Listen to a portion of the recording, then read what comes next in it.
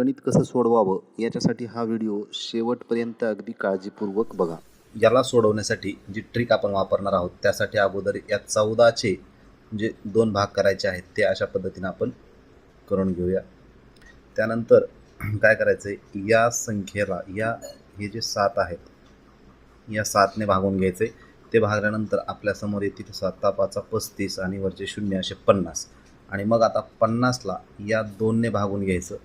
ते उत्तर येईल आपल्याला 25.